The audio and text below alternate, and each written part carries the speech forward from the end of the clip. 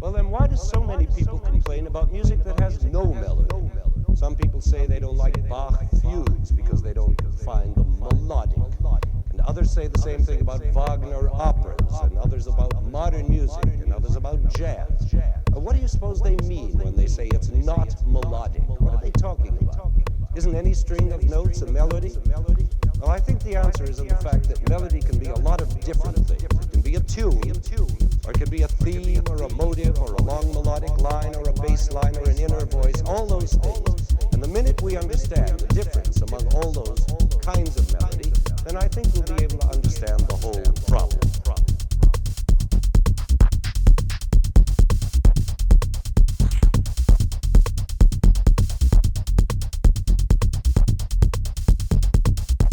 I think one part of getting in like in zone, getting in like I don't know, like in a creative mode.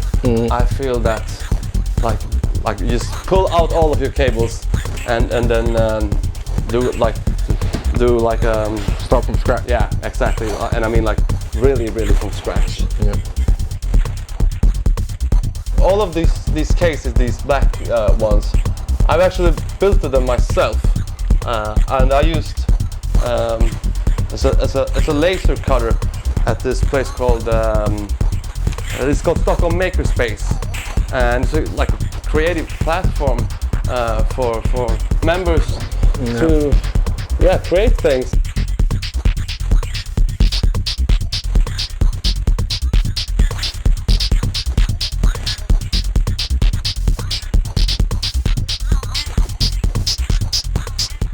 This is a complete drum machine basically from Endorphins called Black Noir. I think it's really nice. It's you have this is like a sweep filter, and that's really good for like live situations. Then there's a bunch of different oscillators basically. This is the Behringer version of the Moog model. No, Moog, yeah, it's Moog Model D, right? Yeah.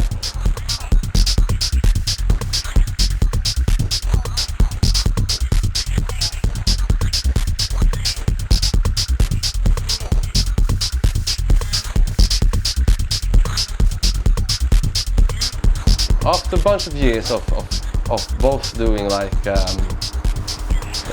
analog to digital, like through sampling, and also just 100% digital, and the more you, I don't know, like I went from one. I think I started with Fruity Loops. That was the first software that I used. It was really like convenient for just sampling things, and so yeah, that's how I started, and then I started, as I told you, in previous on music production, and we used Logic, and after school I still used that software a lot, and I think I saw, I don't know, like online a picture of some sort of crazy huge Eurorack setup, and I remember I saw all of these cables, and I thought to myself like, damn, this is some naughty shit. Like this is like a jungle, and I was really scared of this stuff in the beginning, because I couldn't get my mind to grip, like I couldn't get my mind around it. So like eventually I started to do both analog and digital, but then I realized that it wasn't that fun to have your everyday like Ableton or Logic or any other program. You have like all of the abilities to basically do like whatever. Like you can do all types of sounds and shapes, and you have all of the world's effects available in just one small like laptop. Exactly. And I felt that I became like some way like like restrained in one way when it came to the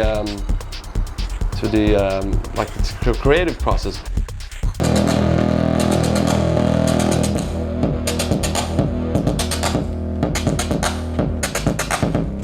How we take that one through something that gives it a little bit more like a swing to it. Another VCA output from that one.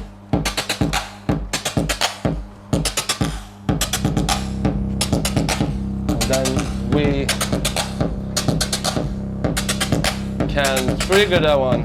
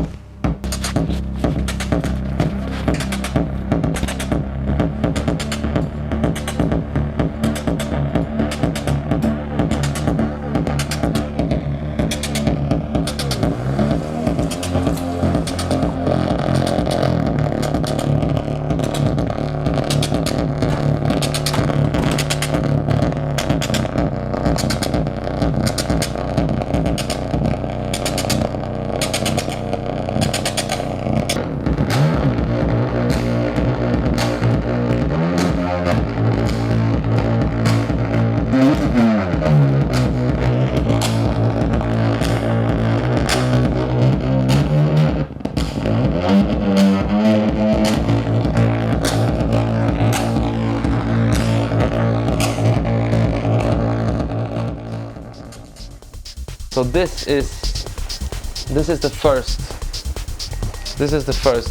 case that I made and was using. It's a little sad little 3-channel mixer sitting here in Chile. So this was the first case that I made, and basically on the inside everything pretty much is like this. Yeah. You have the controllers on the outside. You have the board. Exactly. Boards on the inside. Do you solder these yourself, like all these connections? No, these usually come pre-made. There's some manufacturers that release them as like DIY kits. Okay. You get all of the components, and then you get a what's it called, like a boom list, like a bill of materials list, and then you also get guidelines to how to do it. So. But like I see, like there's this connection here. Yep. Where does this normally go to? Does this go to like a motherboard, like a main? No, main controller. That thing goes to the power bus, like the power board. Okay. This is a classic like bus strip. So basically, this would be your mixer, and if you had like the 808 kick, and you have like next to it, but then everything would be lined up in here, so you get power. Yeah. So the pitch of this type of setup is controlled by the voltage to it. Okay. So in that way, so everything between plus 12 volts and minus 12 volts. So 10.3 is one note, and So it's not your normal keyboard thing. And there's no processor processing the information. It's okay, you're pressing this button, so it's giving this sound. It's more the actual voltage going into each thing that's turning. That's changing the pitch. So you actually, you could say, hearing electricity. Exactly. You're listening to what the electrical. So basically, So basically, every sound that came out of this thing that we just recorded is an electronic signal from the beginning that is being like shaped. Electricity directly that's being shaped. Yeah. That's why it's called electronic music. Oh, there we go. Yeah. That is also one thing I want to be like true to the essence. Yeah, exactly. Because so like for instance, like on this one, this huge one. Yep. There's like a huge board like that. I actually have 4 of them. Okay, so all of these, each section is plugged into that. Yeah. And then the amount of electricity that you're controlling with this is what gets the sound out. Exactly.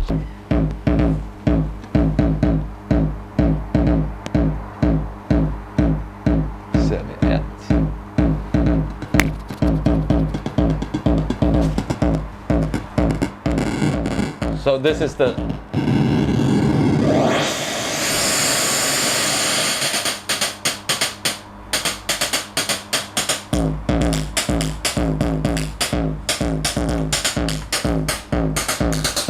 Turn up the volume a little bit.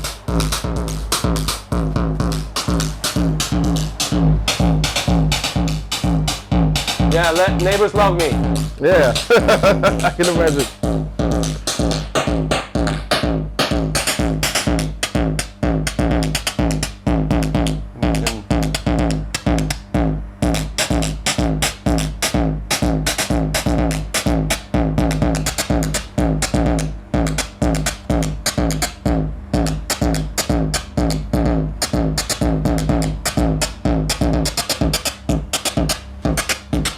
Then maybe go for a clap.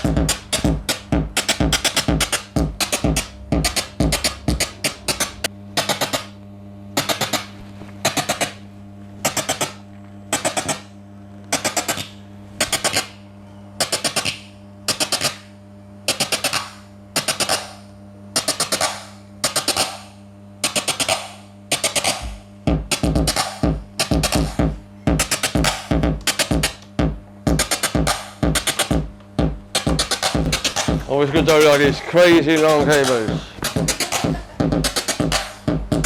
So you can do. Let's try sound of it.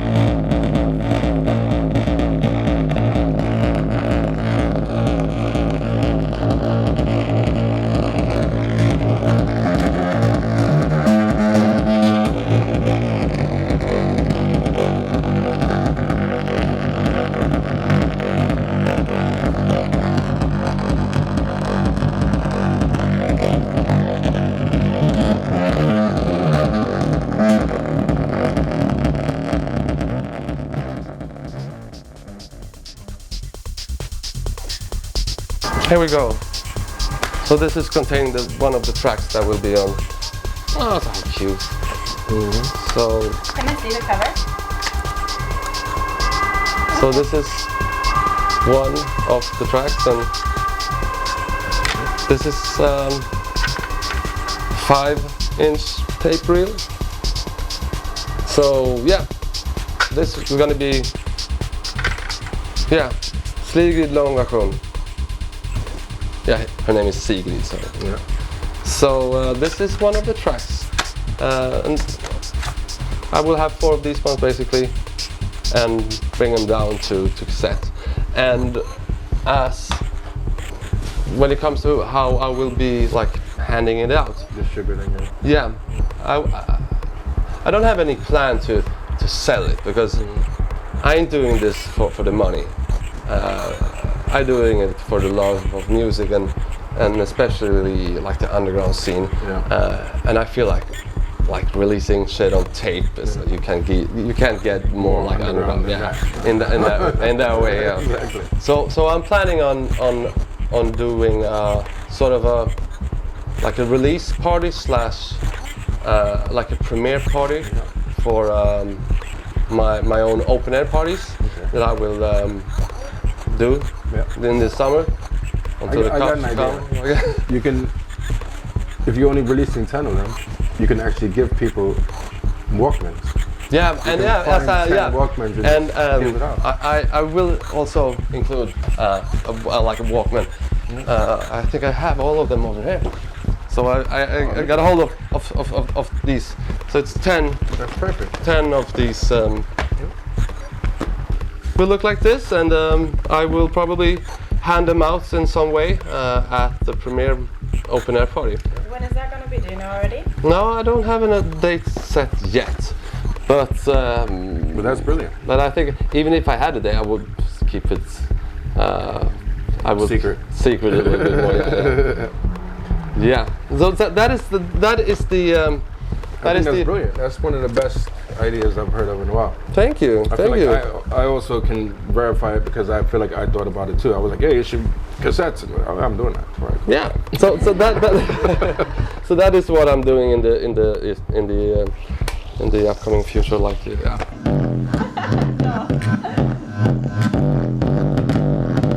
Sort of like. It's truly experimental.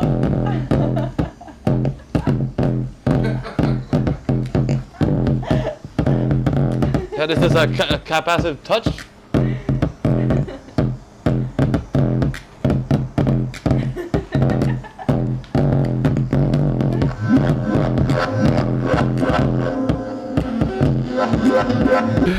Sunday afternoon, nothing better than hanging in a really nice apartment with some really exquisite analog equipment, some really good music, and Axel. So much. Thank you, bro. Thank you so much. I appreciate it.